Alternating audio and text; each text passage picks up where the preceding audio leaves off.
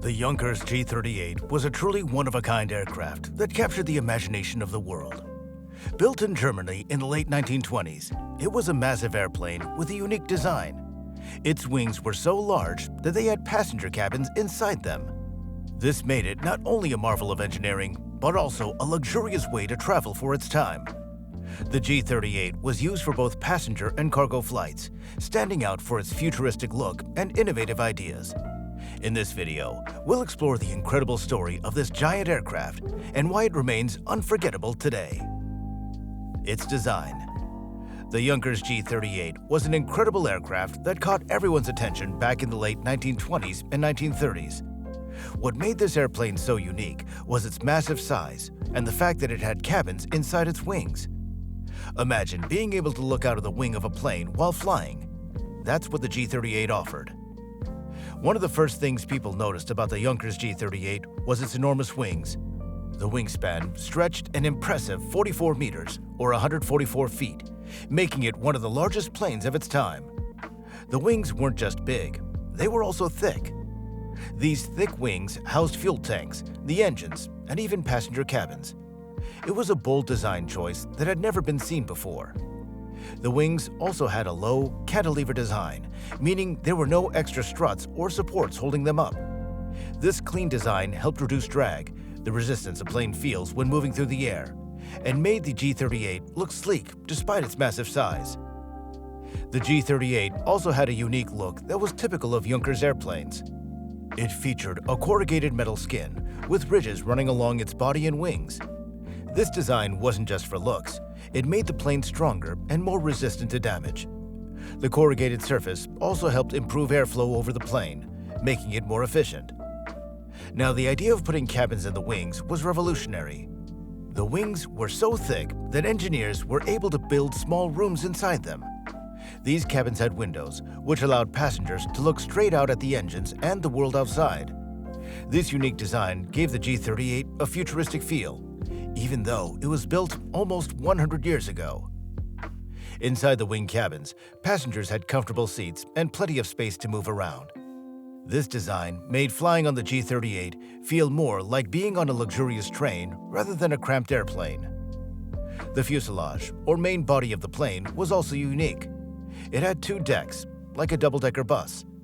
The upper deck was where the cockpit and flight crew were located, along with space for passengers. The lower deck was entirely for passengers, offering a roomy and comfortable environment. This double-deck design was ahead of its time and allowed the G38 to carry up to 34 passengers, a large number for the 1920s. The fuselage itself was sleek and rounded, with a nose that sloped gently forward. This gave the plane a smooth appearance and helped it move efficiently through the air. The Junkers G38 was designed to offer first-class luxury. The seats were not just comfortable, they were like armchairs you'd find in a fancy living room. Passengers could recline and relax during the flight. In addition to the plush seating, the cabin was decorated with elegant materials like wood paneling and soft fabrics. The designers wanted the interior to feel more like a high-end hotel than an airplane. Even the lighting was carefully planned to create a cozy atmosphere.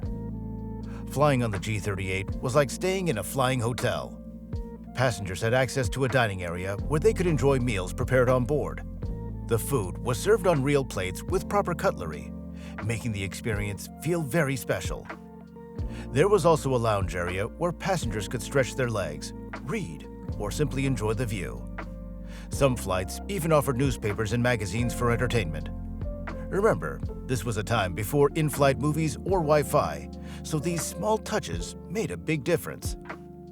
One of the coolest features of the Junkers G38 was its observation decks. These were special areas with large windows where passengers could stand and enjoy panoramic views of the landscape below. Unlike modern airplanes, which often have small windows, the G38's observation decks allowed passengers to fully appreciate the sights during their journey. Whether flying over mountains, cities, or rivers, the views were unforgettable. The designers of the Junkers G38 also paid special attention to making the flight as smooth and quiet as possible. While the engines were powerful, they were placed in a way that reduced noise and vibrations inside the cabin. The seats were also designed to absorb shocks from turbulence, so passengers could enjoy a more comfortable ride. For many people, flying on the G38 was their first experience in the air, so comfort was a top priority. Another practical feature of the G38 was a storage space. Passengers could bring luggage, which was stored in compartments inside the fuselage. These compartments were easily accessible, so passengers didn't have to worry about their belongings being out of reach. The designers even included small storage areas near the seats, where passengers could keep personal items like bags, coats, or hats. Now, before we go on to talk about the other features of this one-of-a-kind plane, please take a moment to like this video and subscribe to learn more about planes like this. The G38 was powered by 4 engines, which were mounted on its wings. These engines were originally Junkers L55 inline engines, but later versions used diesel-powered UMO 204 engines. The engines were arranged in pairs, with 2 on each wing. This layout gave the plane the power it needed to lift off and cruise through the skies. What's even more interesting is that the engines were partially exposed, meaning you could see the pistons and other moving parts during the flight. While this might seem strange today, it was a common feature in early aviation and gave the G38 a mechanical, almost industrial look. Another advanced feature of the Junkers G38 was its retractable landing gear. The wheels could be pulled up into the fuselage after takeoff, reducing drag and helping the plane fly more smoothly. This was a rare feature in the 1920s, as most airplanes had fixed landing gear that stayed exposed during the entire flight. The landing gear on the G38 was strong enough to support the plane's massive weight during takeoffs and landings. This was crucial because the G38 was one of the heaviest planes of its time. The tail of the Junkers G38 was just as impressive as the rest of the plane. It had a dual vertical stabilizer design, which means it had 2 upright fins instead of 1. This helped the plane stay stable during flight, especially given its large size. The horizontal stabilizer, which connects the 2 vertical fins, was also wide and strong. Together, these tail features gave the G38 excellent control in the air, allowing pilots to maneuver the massive plane with surprising ease. Operational history and legacy. The Junkers G38 first flew on November 6, 1929. At the time, it was the largest land-based airplane in the world. Designed by Hugo Junkers and his team, the G38 was built to carry passengers in luxury. The aircraft was initially operated by Lufthansa, the German airline, for long-distance flights in Europe. In its early years, the G38 flew routes connecting cities like Berlin, London, and Athens. Its large size and advanced design made it a popular choice for passengers, but it also had some limitations. The aircraft was slow compared to modern planes and required long runways to take off and land. 2 G38s were built in total. The first one, registered as D2000 and later renamed DAZUR, had a short operational life. It was modified several times to improve its performance, but it was retired in the mid-1930s.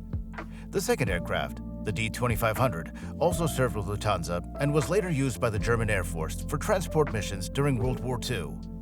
Unfortunately, both planes were eventually destroyed, with DAZUR crashing during the war and the D2500 being scrapped after a bombing raid. Despite its relatively short time in service, the Junkers G38 left a lasting legacy in aviation history. It was a symbol of the daring and creativity of its era. Engineers took risks with its design, such as placing engines and cabins inside the wings, which inspired other innovative aircraft in the years to come. The G38 also helped shape the idea of luxury air travel. In an era when most airplanes were small and uncomfortable, the G38 offered passengers a glimpse of what air travel could become. Spacious cabins, comfortable seating, and onboard meals would later become standard features in commercial aviation, thanks to pioneers like the G38. The aircraft also influenced military designs during World War II. The concept of using large planes for transport and logistics became more common, and the G38 served as an early example of how big planes could be used effectively for these purposes. Today, the Junkers G38 is remembered as a bold and imaginative airplane. It paved the way for modern passenger planes and showed the world that air travel could be both practical and luxurious. While no complete examples of the G38 exist today, its story continues to inspire engineers and aviation enthusiasts around the world. And with that, we've come to the end of our video. We hope you learned something new. To learn more about recent developments in the world of aviation, do subscribe to this channel. And with that, we'll see you in our next video.